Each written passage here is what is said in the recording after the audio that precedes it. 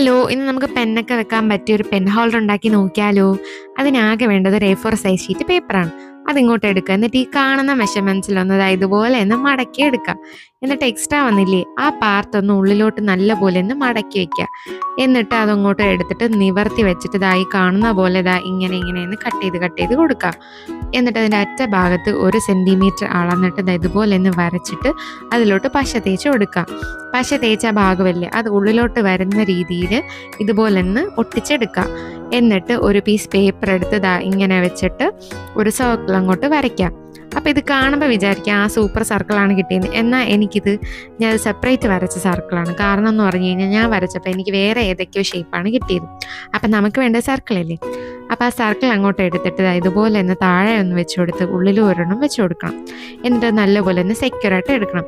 എന്നിട്ട് അത് കുറച്ചുകൂടി ക്യൂട്ടാക്കാൻ വേണ്ടിയിട്ട് ഞാനൊരു മൊയിലിൻ്റെ ചെവിയാണ് വരയ്ക്കാൻ ഉദ്ദേശിച്ചത്. അതുപോലെ ഉണ്ടെന്നാണ് എൻ്റെ വിശ്വാസം. അപ്പോൾ അതങ്ങോട്ട് ഒട്ടിച്ചു കൊടുക്കാം.